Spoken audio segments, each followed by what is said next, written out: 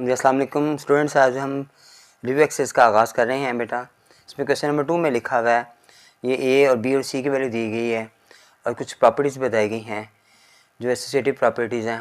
Question number 3 में भी ऐसे ही एसोसिएटिव प्रॉपर्टी बताई गई है और ये कुछ क्वेश्चंस हैं। इंशाल्लाह मैं इनको सॉल्व करता हूँ। पहले क्वेश्चन में हमारे पास ए बी सी की वैल्यू लिखी हुई है, जो प्रॉपर्टी में बताई गई थी वो मैंने यहाँ पे नोट कर ली है। अब हमने वैल्यू पुट की, 3/2 ऐसे ही आ गया बेटा। अब ये मल्टीप्लाई हो रहा है बी और सी की वैल्यू से 5/3 प्लस 7/5। अब मैंने इनका एलसीएम लिया बेटा, तो इनका एलसीएम मेरे पास आया 5 3 15, क्रॉस मल्टीप्लाई किया 25 आ गया और 7 3 21 आ गया। दोनों को मैंने प्लस किया, अब 3/2 से मल्टीप्लाई किया, ये आ गया 5 1 6 आ गया और 2 2 4 आ गया। नीचे आ गया हमारे पास 15 बेटा।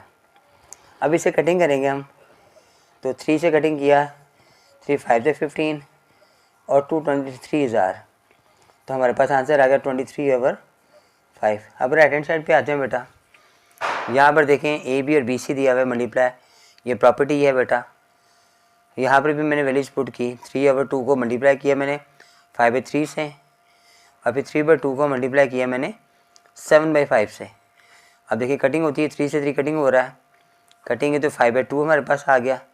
यहाँ पर कटिंग नहीं हो रही, ये 21 आ गया और 5 2 10 आ गया। जब मैंने एलसीएम लिया इसका तो इसका 10 आ गया और 2 5 और 25 को मल्टीप्लाई किया 5 के साथ 25 आ गया। 21 ऐसे ही आ गया। इन दोनों को मैंने प्लस किया तो वही 46/10 हमारे पास आ गया। मैंने 2 पे कटिंग की इसको, तो ये 2 पे कटिंग हुआ तो 223 आ गया और नीचे मेरे पास 5 आ गया। ठीक है, यहाँ पे लिखा मैंने लेफ्ट हैंड साइड बराबर है राइट हैंड साइड। यहाँ वेरीफाइड लिख लें आप या प्रूव डेट लिख लें, वेरीफाइड डेट या प्रूव डेट। ठीक है, इसका सेकंड पार्ट में देखें बेटा, यहाँ पर भी कुछ ऐसी वैल्यूज दी गई हैं। क्वेश्चन ये भी वही है, यहाँ पर भी मैंने सबसे पहले इनकी वैल्यू जो ऐड करें लिखूँगा बेटा। 3/2 था, इसका 5/3 था और सी की वैल्यू मल्टीप्लाई हो रही है 7/5 के साथ। यहाँ पर आ जाओ, 3/2 मल्टीप्लाई, ये जो हमारे पास राइट हैंड साइड की थी वहाँ पर ए सी और बी सी आ रहा है, तो ये था हमारे पास 7/5 प्लस बी की वैल्यू हमारे पास थी 5/3 और मल्टीप्लाई 7/5 है। ठीक है, यहाँ पर मैंने एलसीएम लिया तो मेरे पास एलसीएम आ गया 3 2 6 आ गया, 6 आ गया। अब 3 3 9, 5 2 10 आ गया। जबकि मेरे पास 7/5 जो है एज इट ऐसे मैंने लगा दिया, दोनों को प्लस किया 19/6 आ गया। मल्टीप्लाई किया मैंने 7/5 के साथ, मैंने इसको मल्टीप्लाई किया तो मेरे पास आ गया 133/60 सॉरी। अब राइट हैंड साइड पे मेरा आ जाए, यहाँ पर ये कटिंग नहीं हो रहा तो 3 7 21 आ गया, 5 2 10 आ गया। यहाँ पर कटिंग 5 से 5 हो रहा है तो 7/3 हमारे पास आ गया। एलसीएम लिया 30 आ गया, 21 को 3 से मल्टीप्लाई किया, 3 1 3 3 2 6 63 आ गया और ये 70 हमारे पास आ गया। दोनों को प्लस किया तो वही 133 और नीचे 30 आ गया। नीचे आप लिखेंगे वेरीफाइड एट या अप्रूव्ड एट और लेफ्ट हैंड साइड बराबर है राइट हैंड साइड के। ठीक हो गया बेटा, ये क्वेश्चन हमारा सॉल्व हो गया। क्वेश्चन नंबर 3 है, उसमें उसने एसोसिएटिव प्रॉपर्टी कही हुई है, लेकिन उससे पहले क्वेश्चन में तो प्रॉपर्टी लिखी हुई थी, यहाँ पे प्रॉपर्टी लिखी नहीं हुई थी। ये प्रॉपर्टी हमारे पास शुरू में कुछ पेजेस हैं, वहाँ पर ना प्रॉपर्टीज लिखी हुई हैं बेटा। ये देखें, ये हमारे पास पेज है, पेज नंबर 7 है, उसमें देखें ये प्रॉपर्टी लिखी है, एडिटिव प्रॉपर्टी है। एसोसिएटिव प्रॉपर्टी में देखें ये लिखा हुआ है और मल्टीप्लिकेटिव प्रॉपर्टी में उसने ये लिखा हुआ है। ठीक है, यहाँ पे मैंने प्रॉपर्टीज नोट कर ली हैं। अब मैं इनकी वैल्यूज पुट करूँगा। ए की वैल्यू आ रही है 4/3 प्लस बी की वैल्यू 5/2, सी की वैल्यू 7/4 आ रहा है। यहाँ पर भी 4/3 प्लस 5/2 और प्लस किया 7/4 के साथ। पहले हम 4/3 ऐसे ही आ जाएगा, इनका एलसीएम लिया तो 4 और 2 का जो एलसीएम है वो 4 ही आएगा बेटा। अब 2 2 4, 2 5 से मल्टीप्लाई 10 आ गया, 7 एच ऐसे ही आ गया, 4/3 ऐसे ही आ गया, 17/4। अब इन दोनों का एलसीएम लिया तो हमारे पास आ गया 12, 4 4 16 आ गया और ये 51 आ गया। दोनों को प्लस किया मैंने तो 67/12 हमारे पास लेफ्ट हैंड साइड आ गई। राइट हैंड साइड बेटे सॉल्व करेंगे हम। यहाँ पर 3 2 6 आ गया एलसीएम, 4 2 8, 5 3 15 आ गया, क्योंकि 7/4 हमारा एज इट ऐसे ही आ गया। इन दोनों को प्लस किया मैंने तो 23/6 आ गया मेरे पास। अब प्लस किया 7/4 से, अब ये कितने होंगे, इसको प्लस किया हमने 4 6 से 24 आ रहा है, 12 आ रहा है। एलसीएम लिया मेरे पास 12 आया और 23 46 आ गया और 7 4 2 4 3 21 आ गया। अब दोनों को प्लस किया हमारे पास तो 67/12 आ गया। ये भी बेटा हमारे पास left hand side right hand side के बराबर आ गई और फिर हमारे पास प्रूव्ड होगी ये वैल्यू, या वेरीफाइड हो गया। नेक्स्ट पार्ट में मल्टीप्लाई हमारे पास आ रहा है, एक ही वैल्यू वही थी हमारे पास 4/3 थी, मल्टीप्लाई 5/2, फिर मल्टीप्लाई 7/4। यहाँ पर भी ऐसे 4/3 मल्टीप्लाई 5/2 और फिर 7/4। अब जो ब्रैकेट को हम पहले सॉल्व करेंगे, कटिंग हो रही है तो कर लें, नहीं है मल्टीप्लाई करें, ऊपर के ऊपर से मल्टीप्लाई किया और नीचे 4 2 8 आ गया। फिर उनको मल्टीप्लाई किया मैंने, कटिंग हो रही है, 4 1 4 4 2 8 आ गया। अब 35 ऊपर आ रहा है, नीचे 6 आ रहा है, 35/3 2 6 आ गया मेरे पास। इस पार्ट में हमारे पास आ जाएं, यहाँ पर भी कटिंग हो रही है, 2 1 2 2 2 4, अब 5 2 10/3 आ गया, 7/4 आया हमारे पास। अब इसको मल्टीप्लाई किया मैंने तो ये हमारे पास आ गया 70/12, 2 पर हमने डिवाइड किया इसको तो 35/6 हमारे पास आ गया। अब वही बात लेफ्ट हैंड साइड बराबर राइट हैंड साइड के, और अपने साथ प्रूफ लिख दिया या वेरीफाइड डैट। ठीक हो गया बेटा। नेक्स्ट क्वेश्चन में देखते हैं बेटा, नेक्स्ट क्वेश्चन में क्या है। उसमें लिखा हुआ है हमारे पास क्वेश्चन नंबर 4 में कि ज़ीरो जो रैशनल नंबर है कि नहीं है। अब बेटा हमने कैसे बताना है इसको रैशनल नंबर है कि नहीं है। हम क्या करेंगे कि हमें पता है कि जो उसकी डेफिनेशन है ना, उसमें पी ओवर क्यू लिखा हुआ है, Q is not equal to 0 लिखा हुआ है, तो 0 जन्म रैशनल नंबर है। हम यहाँ लिखेंगे यस 0 इज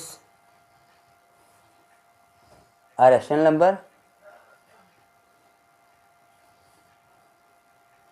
क्यों है rational number, because it can be return, किसने लिखा था, इन द फॉर्म ऑफ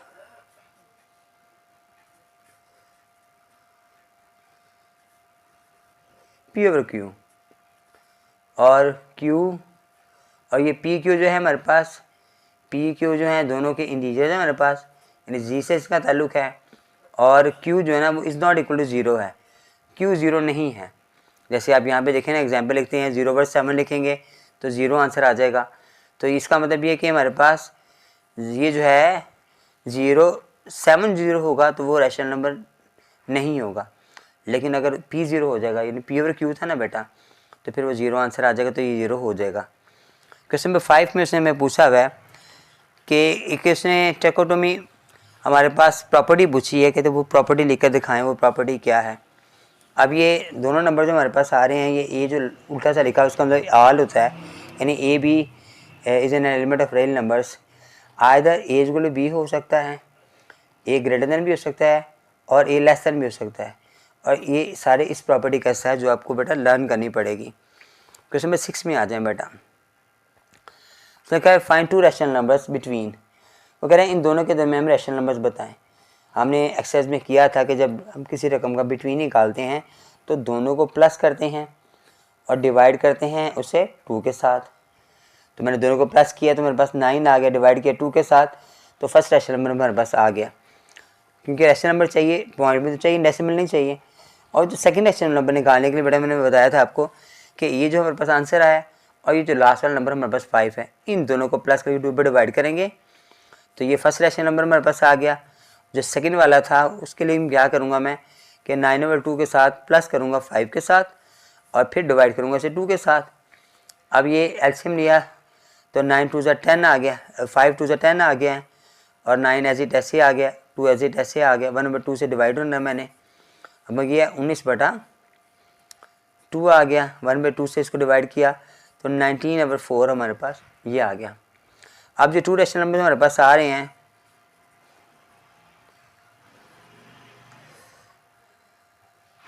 जो हमें उसने पूछा, मैं एक तो हमारे पास 9/2 था और सेकंड 19/4, ये हमारा आंसर आ गया बेटा। ठीक है, ये मैंने नोट कर लिया यहाँ पर 9/2 और 19/4। आगे क्वेश्चन नंबर 7 पे चलते हैं बेटा। उसने कहा सिंप्लीफाई करें। अब यहाँ पर क्वेश्चन लिखा भी हुआ है, मैं आपको दिखा भी देता हूँ क्वेश्चन के ऊपर ना। देखिए क्वेश्चन नंबर 4 में 0 रैशनल नंबर लिखा हुआ है और फिर उसके बाद ये प्रॉपर्टी था, उसके बाद रैशनल नंबर से हमारे पास 4 5 पूछा है। अब ये पार्ट क्वेश्चन नंबर 7 हमारे पास आ गया, उसको सिंप्लीफाई करने के लिए कह दिया उसने। अब यहाँ पे देखिए सिंप्लीफाई कैसे करना है बेटा। हमारे पास जो 5th रूट आ रहा है उसकी वैल्यू आ रही है 1/5 और हमें नज़र आ रहा है कि सारी वैल्यूज़ है ना हमारे पास, इनके साथ हम इनको मल्टीप्लाई करेंगे। कैसे करेंगे, x15 y35 और नीचे g20 है और होल की वैल्यू 1/5 आ गई है। अब ये 1/5 जो है ना तमाम पावर से ना, उनके तमाम एलिमेंट्स के तमाम वेरिएबल्स के पावर से मल्टीप्लाई होगा।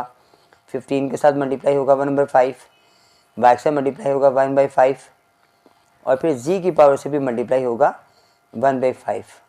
अब मैंने इसे कटिंग किया, ऐसे 5 4 ज़ार आ गया, 5 7 ज़ार आ गया और 5 3 ज़ार आ गया। हमारे पास आंसर क्या आ गया, x की पावर 3, y की पावर 7 और g की पावर 4 हमारा बेटा सिंप्लीफाई हुआ आंसर आ गया। नेक्स्ट पार्ट में हमसे उसने ये क्यूब रूट्स लिखा हुआ है, 27 की पावर 2x भी लिखी हुई है। अब हमें पता है 27 जो है ना 3 टाइम्स मल्टीप्लाई करें, 3 3 ज़ा 9, 9 3 ज़ा 27, यानी 3 की पावर 3 आती है। तो मैंने इसे सिंप्लीफाई किया, 3 की पावर 3 लिख दिया, होल की पावर 2x थी, जबकि इसकी जो पावर हमारे पास आ रही है क्यूब रूट्स की वो मैंने 1/3 मैंने यहाँ लिख दिया। अब ये बता रहा है कि ये आपस में भी मल्टीप्लाई हो रहे हैं, तो मैं इसको इससे डिवाइड कर दूंगा। अब हमारे पास 3 की पावर रहेगी 2x, तो ये हमारा क्वेश्चन यहीं पर ख़त्म हो जाएगा। 3 की पावर 2x जो है ना हमारा, यही हमारा आंसर है। ठीक हो गया, क्वेश्चन हमारा ये भी सॉल्व हो गया। थर्ड पार्ट के अंदर बेटा उसने देखिए ये जो मेरा क्वेश्चन लिखा हुआ है इस पर भी सिंप्लीफाई मैंने करना है। यहाँ पे माइनस का साइन आ रहा है, यहाँ पे देखिए 3 की पावर n आ रही है। अब नीचे गौर करें तो यहाँ पे भी 3 की पावर n है, यहाँ पर 3 की n है रहा है। तो हम ऐसा करेंगे 3 की पावर n है ना उसको अलग कर लेंगे ताकि इसको हम निकाल के अलग से कॉमन निकाल के तो उसे कटिंग कर लूँ। तो कैसे करूँगा, 6 ऐसे ही आ गया, 3 पर मल्टीप्लाई का साइन लगाया मैंने, इसकी पावर n अलग कर दी और ये 2 जो था मैंने अलग कर दिया, 3 की पावर 2 अलग कर दी। मैं पता है सेम रकमें मल्टीप्लाई हो तो पावर प्लस हो जाती है, तो मैंने इसको अलग कर दिया है। दोबारा मैं इसको ऐड करना चाहूँ तो ये प्लस हो जाएगी। यहाँ पे भी मैंने ऐसे ही किया बेटा, +1 को मैंने अलग कर दिया, ठीक है, और 3 की पावर n अलग कर दिए। पहले मैं इसे कॉमन निकालूंगा, 6 ऐसे ही आ गया, 3 की पावर n ऐसे ही आ गए। अब 3 की पावर 2 से मेरा आता है 9। नीचे मेरे पास क्या आ रहा है यहाँ पर मेरे पास बच रहा है 3 की पावर n मैंने कॉमन निकाला, दैट 3 - 1 मेरे पास बच गया। अब ये 3n से कैंसिल हो गए, क्योंकि ऊपर मल्टीप्लाई का साइन था, कटिंग कर सकते हैं आप, उसे कॉमन निकालने की ज़रूरत नहीं है। अब मेरे पास 6 आ गया और 9 आ गया, ठीक है। अब 6 और 9 मल्टीप्लाई किया तो मेरे पास 54 आ गया। नीचे मेरे पास 4 में 3 में से 1 माइनस किया तो मेरे पास बच गया 2। इसे कटिंग किया मैंने तो 27 मेरे पास बेटा आंसर आ गया, ठीक है। नेक्स्ट पार्ट में हमसे वो क्या डिमांड कर रहा है, हम पहले क्वेश्चन स्टडी करते हैं फिर मैं आगे समझाता हूँ आपको। यहाँ वो कह रहा है मैं कि sum of 3 consecutive number, odd number जो उसने कह दिए हैं इंटीजर्स हैं, 51 है और 3, तीनों हम इंटीजर्स फाइंड करेंगे। अब वो 3 नंबर जो हम जब डिमांड कर रहा है फाइंड करने के लिए वो ऑड नंबर्स कह रहा है, तो हम लेट करते हैं। अगर मैंने फर्स्ट नंबर जो है ना, मैं फर्स्ट ऑड नंबर जो है ना मेरे पास, अगर बेटा वो मेरे पास x है तो सेकंड नंबर होगा वो क्या होगा, ये मुझे ऑड चाहिए। अगर मैं इसमें 1 प्लस करता हूँ तो ये वाला 1 है तो 1 और 1 मिलकर 2 हो जाएंगे, तो 2 तो ऑड नंबर नहीं होता, तो हम इसलिए इससे 2 प्लस करेंगे, 2 और 1 मिलकर 3 हो गया। और जो थर्ड नंबर है हमारे पास वो हमने जो लेट किया है वो x+3 नहीं x+4 होगा। ये कंसेक्टिव नंबर से लगातार नंबर, मुसलसल नंबर, तो मुझे मुसलसल नंबर यही ऑड नंबर आ रहे हैं, 1 है, उसके बाद फिर 3 है, फिर 5 है, ठीक है। अब अकॉर्डिंग टू गिवन कंडीशन जो है, टू गिवन कंडीशन वो इसमें बेटा उसमें बताई हुई है कि इन सब का जो सम है वो 51 है। हम सम कर दें इसका x में, फिर x + 2 प्लस किया, फिर x + 4 किया, आंसर 51 आ रहा है। अब x तीनों को प्लस किया तो 3x आ गया, ये 5 और 2 4 और 2 मिलके 6 हो गया, जो वहाँ जाके माइनस होगा। अब मेरे पास कितने बच गए बेटा, 45 मेरे पास आंसर आ गया। अब ये 3 वहाँ जाके डिवाइड हुआ, मैंने इसे कटिंग कर दी तो मेरे पास आ गया आंसर 15। जो फर्स्ट नंबर था हमारे पास 15 आ गया, और जो सेकंड हमारे पास नंबर था, जो ऑड नंबर वो कह रहा था, वो था x + 2, यानी 15 + 2 तो वो 17 आ गया। और जो थर्ड नंबर था हमारे पास वो था x + 4, यानी x 15 में हमने 4 प्लस किया तो 19 आ गया। तो 15, 17 और 19 हमारे पास 3 कंसेक्टिव इंटीजर्स हैं जो मुसलसल आ रहे हैं। तो यही हम बेटा क्वेश्चन नंबर 9 के अंदर लिखा हुआ है, Abdullah picked up 96 balls and place them into 2 buckets. वो 96 बॉल्स को बकेट के अंदर रखता है, 1 बकेट में हैज़ 28 मोर बॉल्स, यानी उसमें एक में वो 28 बॉल्स हैं ना वो ज़्यादा रखे हैं दूसरे बकेट से। अब वो कह रहा है कितने बॉल हर बकेट के अंदर मौजूद हैं। अब हमने बताना है जो बास्केट है, जो बकेट है, उसके बारे में उसमें बताना है कि एक बकेट में कितने बॉल्स आते हैं। तो पहले मैंने क्वेश्चन 9 में ना लेट करेंगे हम बॉल्स के बारे में, बकेट्स के बारे में। जो फर्स्ट बकेट है ना हम कर लेते हैं, उसे एक्स कर लेते हैं, और जो सेकंड वाली है ना उसमें क्या है, उसने मोर देन 28 हैं, इससे 28 ज़्यादा हैं। अब कंडीशन क्या हमने बस आ गई,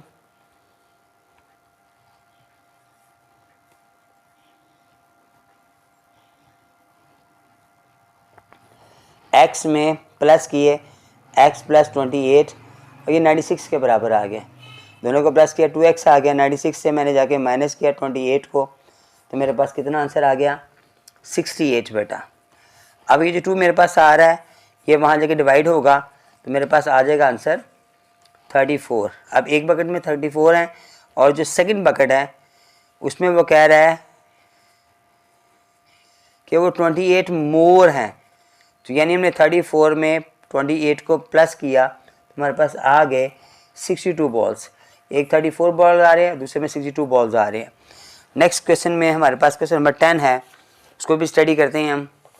वहाँ पे लिखा हुआ है कि शर्मा इन्वेस्टेड इतने रुपीज़, ये लिखा हुआ है 3,50,000 रुपये एक बैंक में इन्वेस्ट किए उसने।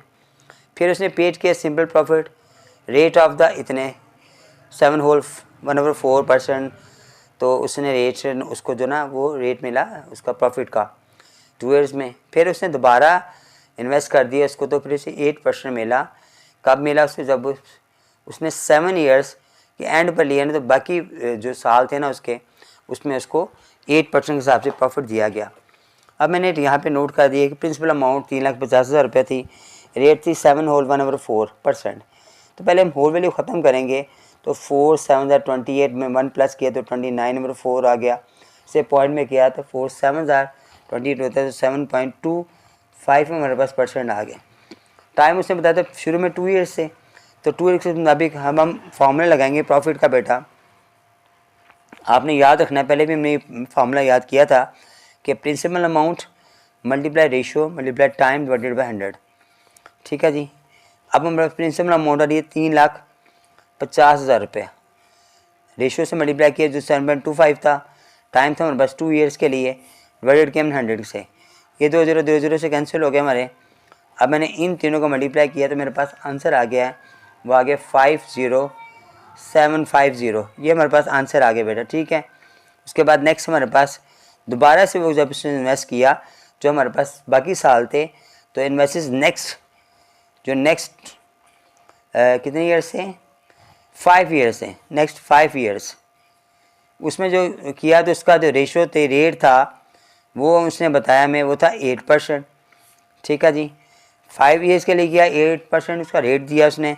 तो नेक्स्ट 5 हमारे पास कैसे आएगा, हम क्या करेंगे, फार्मूला दोबारा अप्लाई करेंगे प्रॉफिट का। P है, R है, T है, डिवाइडेड बाय 100 है। अब हमारे पास प्रिंसिपल अमाउंट वही थी, 350040 थे। मल्टीप्लाई अमाउंट रेट हमारे पास 8 आ गया, टाइम 5 ईयर्स से हमारे पास। 100 से डिवाइड किया, इन दिनों की भी ज़रूरत कैंसिल किया मैंने, अब इन सबको मल्टीप्लाई किया तो 1,40,000 रुपया मेरे पास उसका आंसर आ गया। अब उसको जो अमाउंट उसको वापस मिली है 7 ईयर्स के बाद, जो amount return after 7 years she received, amount कितनी रिसीव की उसने, एक तो उसको मिला बेटा जो उसका अपना पैसा था वो था 3540, 3.5 लाख रुपया उसको वापस मिला।